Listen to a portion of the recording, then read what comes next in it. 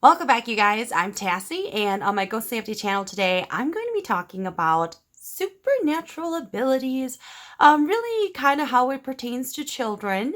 And then next week, I'm going to be talking about, I've been asked this lately, how do I feel about church because I used to go to church. So that will be coming up next week. And in this video here, I've been getting a lot of parents who've been reaching out to me about their own children, advice, and what to do. Okay, so briefly, before we get into the whole children and supernatural stuff, I'm going to answer a quick question about religion. So I think a lot of people are misconstruing supernatural abilities. And whenever I say supernatural abilities, it's because I don't have a name for it. It's kind of like, what do you call it? It basically encompasses everything beyond what a shaman does. And very briefly, a shaman in itself is just somebody who can enter the spirit world, negotiate with spirits and demons, whatever. They can kill ghosts and demons, and they heal by entering the spirit world. Okay, so when I am speaking of a shaman in general, that is what I'm referring to. Due to a lot of new abilities, though, because of the new age shaman, and people who have extra abilities, and they also happen to be a shaman, some people tend to confuse that a shaman is all of those abilities. I know a lot of shamans who can't see ghosts with the naked eye. They can't see it. I know a lot of shamans who are not clairvoyant. So don't misconstrue that all of those things that I talk about, just because it affects me, it doesn't mean it affects all shamans. So when I tell my stories and experiences and examples, they are my own. So I think a lot of people just assume that those things are tied to all shamans. So because of that, I think people also confuse it with religion. So like if they think of somebody who is clairvoyant, they would never think that they go to church. So same thing with people who can see ghosts. They may go to church. And whenever I say church, it could be Christianity, any form, really. Just in general, nothing that's Hmong shaman like. There are shamans like in Europe, and there's witches and everything like that. But when I say church, though, that's kind of what I'm referring to. So if you're Catholic, if you're Lutheran, it doesn't matter. So that is just what I am referring to. So don't think that these special abilities can't happen to somebody just because they go to church. Same thing with cursing people and having that kind of ability. You can, point blank, because it's not tied to religion. Because when people are born, they are not born assigned in a religion, okay? It's only if it's put on you by those around you. And a lot of people are aware religion tends to be misconstrued at times as a form of control. So it's those around you that affect your religious belief. And so there are people who, even if they were born Mormon, for example, they go out to the world and then they decide, I'm not going to be Mormon anymore. They can. And there are, like, even for like Scientology and everything like that, there's going to be repercussions if you choose to leave a religion that everybody is a part of. That's just life, there are Hmong people now who follow Buddhism. They've traveled the world and they found this is the best religion for them. Hey, that works for you. So again, abilities tend to be born. Like, people don't get to choose their ability. So even if you are not a full-fledged whole shaman, okay, so I hope that makes sense. Now, tying in with that whole nobody gets to choose their abilities, you're born into it. I myself am an individual who was born into it. It's for advice for parents, I feel like everybody's situation is going to be very different depending on the child. And a lot of times it's true in society, people tend to look over a child. They just do. Imagination runs wild. A lot of things can affect the child, but you also need to be really considerate because, like, from myself, for example, and that's why I'm kind of leading up to this saying this, it's because when I was younger, my guides told me not to tell people. They told me. I did this weird thing. Okay, I still do it. Okay. where spirits came to talk to me, but they used my voice and everything and my body, and they, it's not like they possessed you, but it kind of seems like it because I would always talk to them, and they always told me I had to be alone. They would warn me if somebody was approaching me, if somebody could hear me, so that I would just like stop and I would snap out of it. So, you know, I tend to do that before I became a shaman. Sometimes I catch myself doing it, but I'm not aware I'm doing it because it's just you do it and then you feel better. Like you feel kind of anxious and all that stuff, and then you start jibber jabbering all this stuff that all these spirits are saying to you, and then you feel better. Like I feel better after I do it.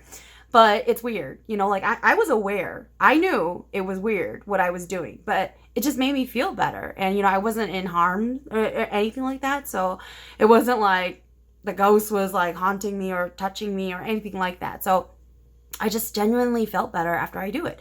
So even now, if I'm kind of bored and I'm just doing something, I'll just start jabbering things that don't make sense. It's like basically conversations from other ghosts that has nothing to do with me. That's right. Now, for those of you guys who are shamans, it'll probably make sense to you. It's kind of like when you have to oneng, but you're being lazy and you're trying not to. Like, you want to go and do all these other things except for sitting down on your shrine and actually going into the spirit world. It is the same feeling. So even if you're like, okay, I'll do it next weekend or I'll do it, a few days from now. Once you do it though, there is this complete feeling of bliss. That is the same feeling I would get. So some children, because they are gifted, they tend to sense things more than other people, depending on whatever their gift is. And the best advice I could tell you guys, it is just talk to them. Especially if you suspect it, talk to them. Even if you don't know, like what you're going to say back. Like if they told you, I see a ghost all the time, I think that would be really hard because honestly, like if I had a kid who said that to me, like, okay, for example, one of my nieces, this actually happened to her. One of my nieces, she, and it's kind of stupid too on my half. She's not 100% Hmong, so I just kind of like wasn't expecting it would happen to her, but it ended up happening to her a lot. And she would always see things. She would always see the ghost people in the house, always talking to her, always playing with her and stuff like that. But for her, she didn't have that, because for me, I had my guides with me. So even if I saw a ghost, they would comfort me. They comfort me because they just need me and they will lead me. But then not everybody is going to be like that, where they will have another entity around them to comfort them and let them know, oh, it's okay, or run, you're in danger. So my niece there, she didn't have that. And so she struggled kind of understanding it. And my sister didn't know how to handle it. And they went to church too. Another thing, yeah, they went to church. So they were, their family was very big about church. And she didn't know how to handle it. And I remember when it happened, I felt really bad for her, for my niece, because it was kind of hard to explain to her that because she's half Korean and she's half Hmong. It was very hard for me to explain to her about, and the thing is, Koreans have shamans too. So I felt really bad because knowing that they went to church, I'm not going to overstep my bounds in there, knowing that I'm a shaman. And, my sister and them, they were asking me to help her and to help stop it from happening. And they don't understand that's something that you can't cut off and take away. Like if you're born with that ability naturally, and that happens a lot in my family, just so you guys know, I've mentioned it before, we tend to just have a stronger sixth sense. And growing up, the reason why I joke about a lot of things is because that's how we handled it.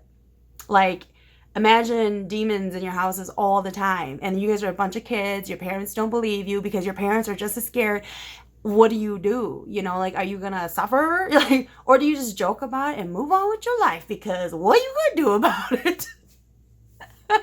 So going back to my niece, that was very difficult as far as not overstepping my boundaries on their religion and trying to explain to her that it's okay what she's seeing, and that people believe her, because I think for myself, that's probably just what I needed, that you're not crazy. That, like when people find out about all these things and they know all these things about you, they're not afraid of you, because then they're going to think you're like cursed and like you bring bad juju. And I found that people who tend to be very gifted, as they get older, they tend to shut down a lot from society, from trusting and believing in other people, because they were let down themselves. And again, it's kind of hard because I had that extra thing that was like explained everything to me. So I understood and I knew what I was going through without needing a confirmation from somebody else. So that's why I'm as crazy as I am, because I turned out to be okay.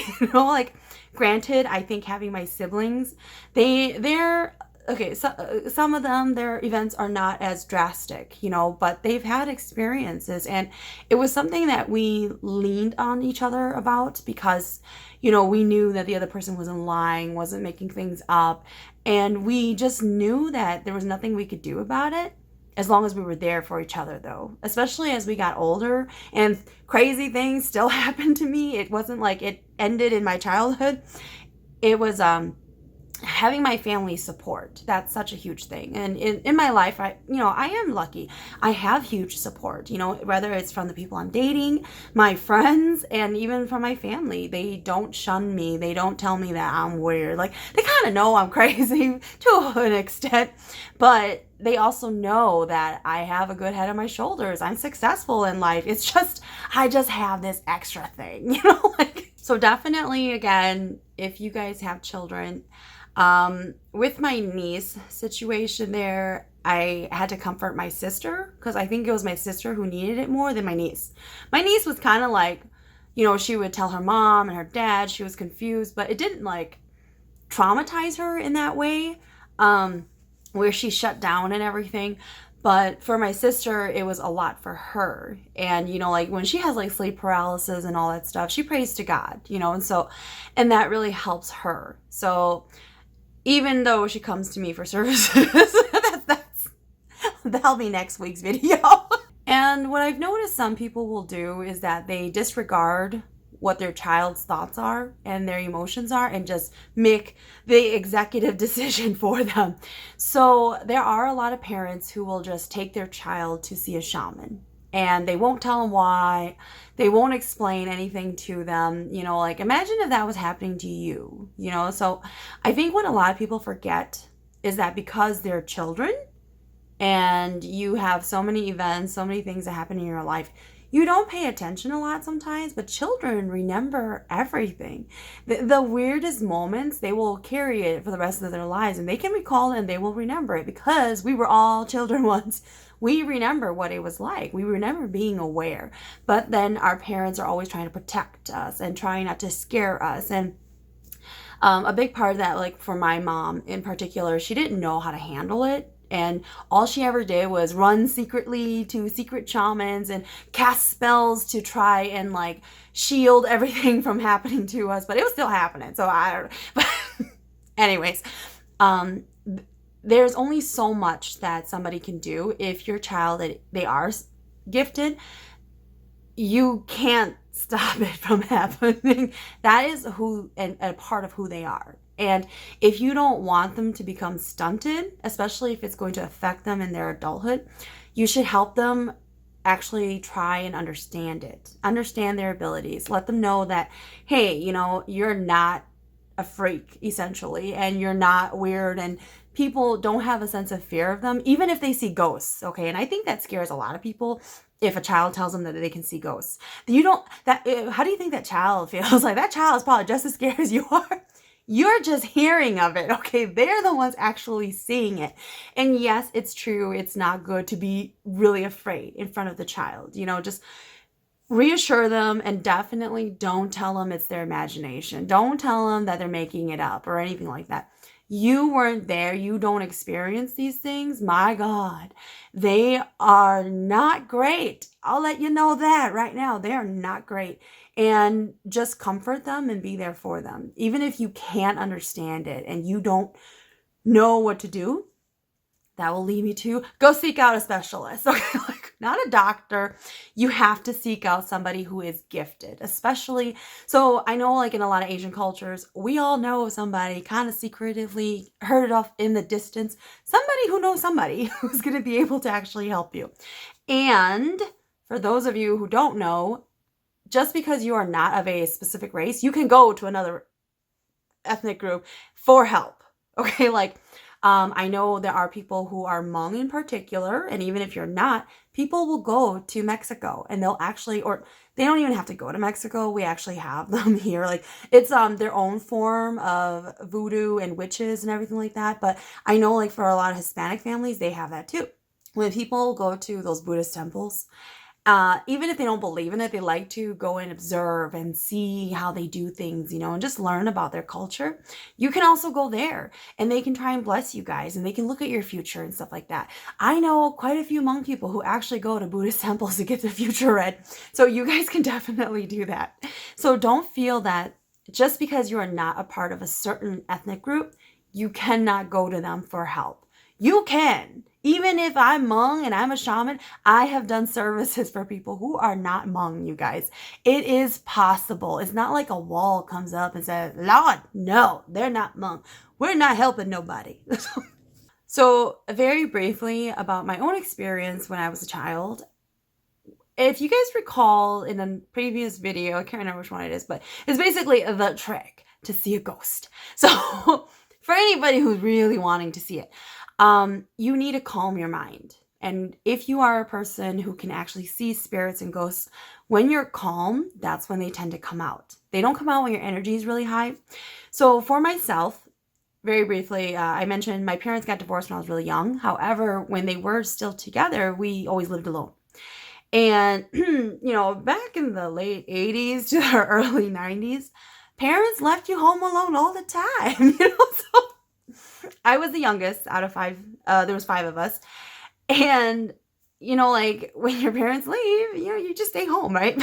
But anyways, so whenever I was alone, especially because my siblings, my older siblings, they all went to school before me, a lot of things always happened.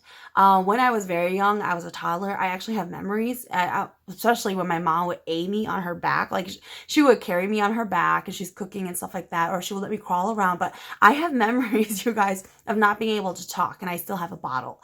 And I can recall like seeing people, like people who weren't there, you know, so I have those memories. And I think the worst memory is standing in the kitchen, in the back doorway, looking down into the basement and knowing somebody was there in the shadows.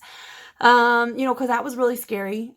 Sometimes I recall them from dreams, but anyways, you know, like a lot of the houses that we moved to, they were always haunted, or our family was haunted. It's one or the other because there was always ghosts around. So, you know, I have a lot of those experiences, especially like this is what I hated. So when I was younger, I used to always have really, really bad nightmares. And I would wake up every single night screaming and crying. Like my mom doesn't even check up on me no more. Like my siblings, they would threaten and hit me and like tell me to quit waking them up. But what happens is whenever I wake up and I start crying, I have to fall asleep really fast because if I don't, they come out. So like ghosts and stuff will come out to talk to me, to entertain me, to keep me company if I stay awake. So I always try to force myself to go back to sleep, even though I just woke up from a terrible nightmare of something chasing me. So that happened to me a lot too. But you know what's funny? Even though like a lot of really scary things always happened to me when I was alone, I preferred being alone. You know, like my siblings, you know, especially as we got older, we loved to always play together at video games, going out to the park, biking everywhere, walking everywhere. But I always had that moment where I would need to be alone. Like I would rather be alone than be around everybody just because that's when the ghosts would come. And then I would feel better after it happens, you know. So if you notice that your child likes to be alone a lot, that could be a sign. Especially if the child has something talking to them, they won't respond to you truthfully. They will know to hide things because they're being told to hide things. And they will trust that entity more than you, just because they already know how you're going to react to the information. So they know how to hide it. So, if those are signs too, it just, don't take offense to it. Like if the child chooses not to trust or say anything to you, it is just they don't feel it is you that they will mention it to. And that's really, and remember, all you're trying to do is make sure that they're okay, not that you're okay. Okay. So I had mentioned earlier, like, don't just take your kids to shamans without explaining things to them. You should explain things to them, and don't just take them without, kind of seeing how they feel about it. Because my mom always did that to us when we were younger. But she would take us not just to shamans, but to like people from other cultures. I think they were Blah or Thai. I don't really know, Laotian or Thai, but they would take us to see them too. It's kind of like, let's try your bag of tricks and like everywhere. That was my mom. And then very briefly before I go, so these are actually Chinese fortune sticks. I actually bought these from Chinatown, Chicago, I think, or San Francisco. No, Chicago. So these were $11.95 back then. The sticker is still on there. But I would always ask a question, and then I'm just going to rate it. So I'm not going to tell you guys what my question is, though, that I'm asking. And I'll just read it. You will soon receive a valuable present. So that better be amazing, okay? All right, you guys. Until next time, when I will talk about what I think about church. Because I was born and raised in it. Thanks for watching, you guys.